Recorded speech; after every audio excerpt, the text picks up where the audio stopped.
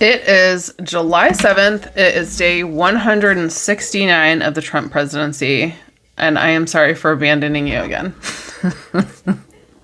Truthfully, I have been making so much content on TikTok that I am struggling to keep up with both platforms. And again, I think I've mentioned this before, I feel like some of my TikTok content, I don't feel comfortable posting it on YouTube yet, but maybe we'll get there. Anyways, I wanted to do a news update today. I have the time and a lot of important stuff is happening, so let's get into it. So, the floods in Texas, an incredibly unfortunate situation. I'm sure all of you have heard by now. The Guadalupe River went from a normal level of water to 20 feet above river level within 2 hours, and entirely flooded a camp there called Camp Mystic, and many other parts of Kerr County. Is it Kerr County? It's Kerr. There have been 104 deaths so far. 28 of them are very sadly children, campers from the camp. Some just horrific stories about this.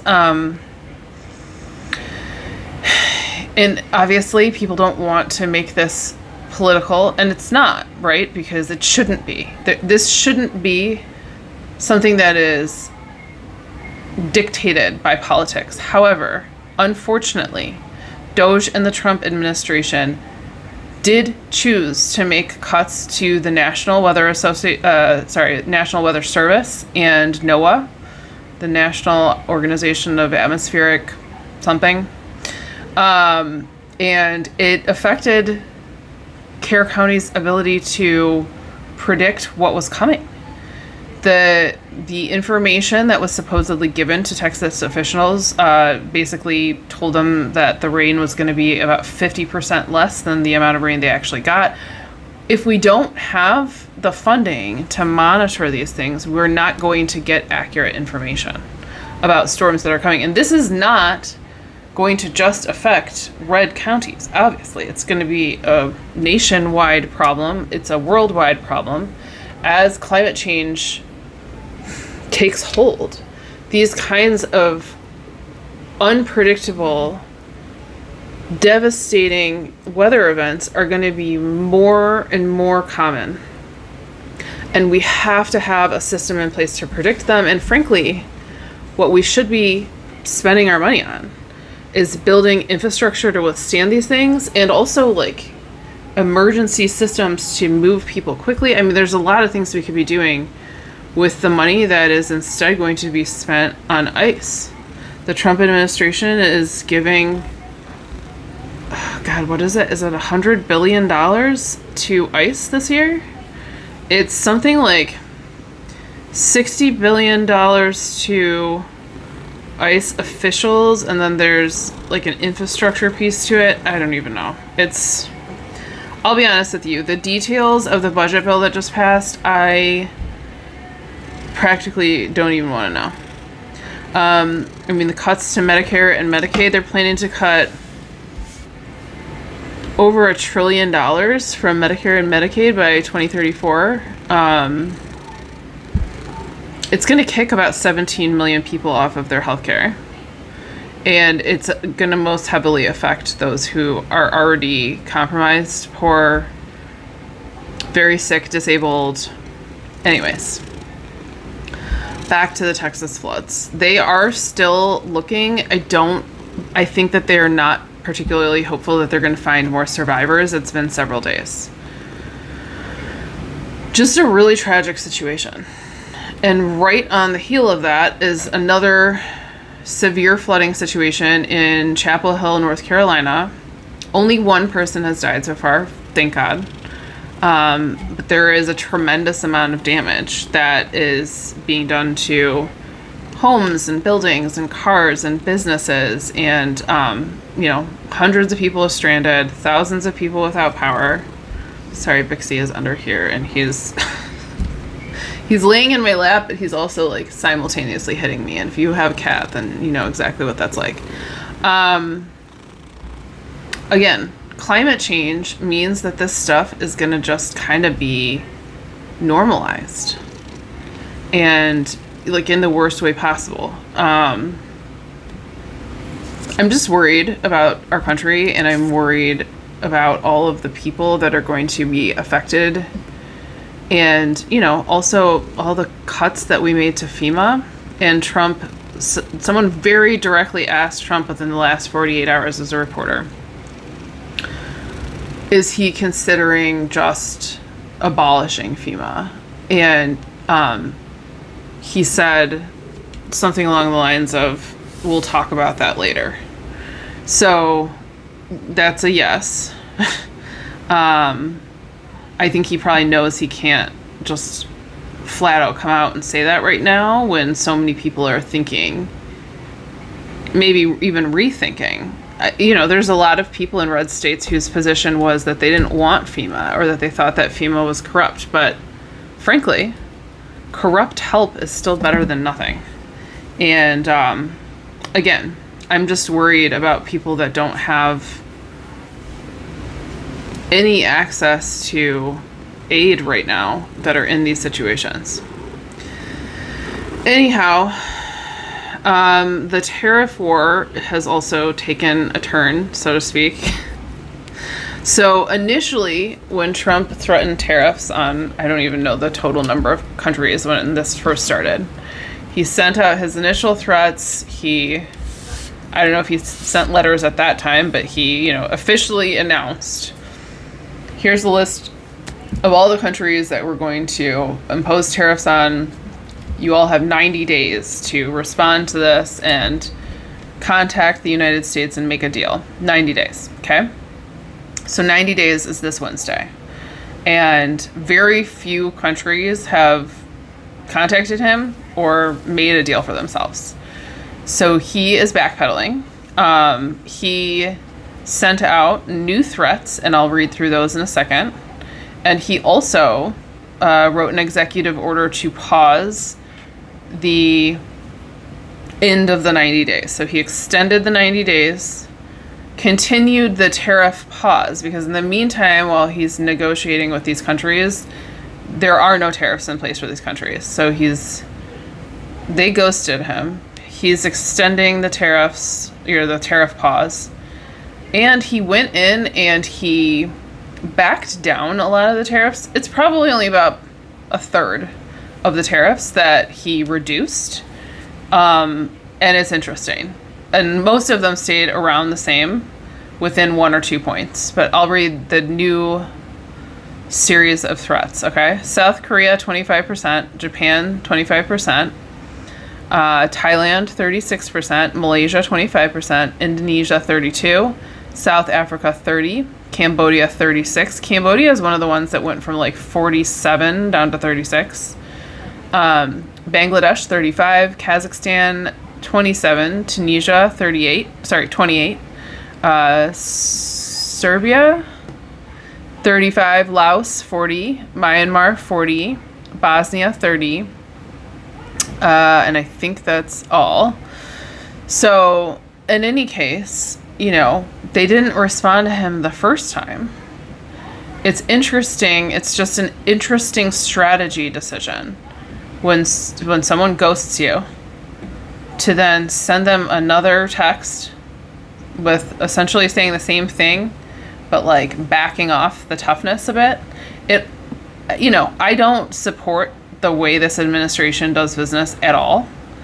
But I still think this actually makes them look weak. And I don't think it's good for our country. I don't think it's good for our country to start shit, so to speak, with a bunch of countries and then you're not even going to follow through with it. I don't know. I don't actually want him to follow through with it. I think it's harmful to the entire world to have tariffs, but I would prefer, I don't know how do you get out of something like that after you pull the trigger in the first place? You know what I mean? I think there is no way for him to save face. I think what he thought was going to happen, I think he thought all these countries fear and respect the United States so much that they're going to come running and they're going to do whatever he says and they're going to beg, and then he's going to get to look like some kind of hero. And instead, they're all just like, no, F you. We're just going to pretend you don't exist anymore. And I just don't think I don't think he was mentally and emotionally prepared for that. So in any case, I don't even know when this tariff pause ends. We'll have to wait and see if any of these countries actually respond to him this time. Ceasefire between Gaza and Israel, fingers crossed. However, the reason that the negotiations have not gone through so far is because Hamas, on behalf of Gaza and Palestine, is asking for a permanent end to the war. They want an end to the war, and they want aid for their citizens. And then I believe that they're willing to even leave, but they won't do it because one thing that Israel is demanding is the removal of Hamas. But the problem is they won't do it unless Israel is signing on the dotted line to say the war is actually over. I think the concern there is if Israel says this, which they won't even say it, and I actually appreciate that because I'm concerned that they'll say it to get what they want and then backpedal. Here's the problem. Netanyahu is in between a rock and a hard place here. A lot of people want this war over, probably including Donald Trump, because he promised, it was one of his campaign promises, was to have the war in Russia and the war in Palestine done on, I think he said day one. Here we are, 169, not much progress. In fact, it's worse. That doesn't look good. And I don't know, what goes on behind closed doors between him and Netanyahu. There's been lots of times when it seemed like they have a very sketchy, I'll say, trade relationship. Maybe they have some backdoor deals in place. However, Netanyahu is also getting a tremendous amount of heat from obviously the international community, not only for the way that this is all going down for obvious reasons, like aid is not getting through, people are being shot in breadlines blatantly in broad daylight. BBC is reporting, or maybe it's just the BBC reporters. I should have actually toss this in here because I can't recall the exact details. A huge number of BBC reporters came out and said that they have been essentially banned from talking about the situation in Palestine in a way that isn't favorable to Netanyahu and Israel. And I think a bunch of them quit. It's like a whistleblower situation. So there's just more and more coming out against Netanyahu and, by way of Netanyahu, also against Israel, that is very unfavorable. Netanyahu is facing a series of charges internally in Israel for, it's like a bunch of white-collar crimes. I can't think of the word right now, but basically like embezzlement, essentially. It's a bunch of financial crimes that he committed. If the war ends, there's going to be a bunch more heat on those crimes. However, if the war doesn't end, then obviously, he is still facing the international community. And there's also an election coming up in Israel, and he could stand to lose the election either way, right? I think a lot of people in Israel are maybe tired of what's happening there. And if he loses the election, there's a high likelihood that he'll go to jail, not just for his crimes in Israel, but also potentially, with the international courts for war crimes. So he is not in a good situation, and it kind of doesn't really matter what he does, regardless. But the right-wing piece of Netanyahu's, war generals and his staff, his military staff, is not open to ending this war. So again, Gaza is asking for humanitarian aid and a permanent end to the war. And Israel so far is saying no. Israel wants just a 60-day ceasefire with, I think, a bunch of stipulations. And I think that Israel wants to finish clearing the area. Let's just say that. And I think everyone knows at this point what that means. It's one of the darkest things to ever happen, but need I remind you that there are also horrific genocides happening in Africa. I mean, there's many places. Sudan, there's many places where the same level of horror is occurring. And the problem is that we, at least here in the United States, don't have almost any visibility into it. And the thing that has been so radicalizing about this situation is that we're not just reading about this in newspapers, we're watching it. We watched it on our phones. We watched people like us, just like us, on the ground have this happen to them on TikTok. And those videos went viral other places like Instagram. That is a new experience. You know, I'm 44 years old. I've been alive 44 years. I think, again, if other wars had been streamed and I had seen them, it would have been a different experience from reading about it, because the way that it's written in headlines does not do justice to the horror of what is actually happening. And it also seeks to diminish the number of civilian casualties. And the truth is that because of TikTok and Instagram, it is impossible to lie. And it's put a kind of pressure on the international community that just wasn't there before. It just wasn't. They swept shit like this under the rug. So let's not act like this is new. It's not new. This is... And it's not just the United States either, by the way. The United States has done a tremendous number of evil things, but other countries also commit genocides and have historically. And honestly, I find myself often asking, you know, how do I even really feel about humanity? And again, we've had this conversation before. You know, it's not good. It's not good. Okay.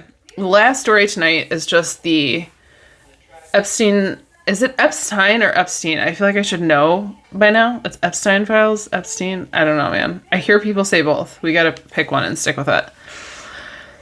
There's a big bomb going off in MAGA right now that the Trump's FBI is coming out and saying, totally contradicting earlier reports. Pam Bondi, all them standing outside with their little binders of Epstein files. Now they're saying there are no Epstein files. There's no docs. Okay. That's weird. There's no Epstein list. And he definitely killed himself. So that's the new story on the streets. This is the official statement from the FBI. Nothing could possibly make the Trump administration look more guilty than them doing this. And he is in the he's all over the files. And I'm sure there's many other people in there that don't want this information released to the public because they know what will happen. So, yeah, the craziest part. So Trump and Elon Musk have been in this huge fight, okay? I'm sure you're also aware of this. Elon is furious that Trump has passed this budget bill that is going to add trillions of dollars to the debt over the coming years. He doesn't, I'm sure, he's now trying to pretend like he gives a shit about people. He doesn't. And I'm talking about Elon Musk. He doesn't give a shit about people.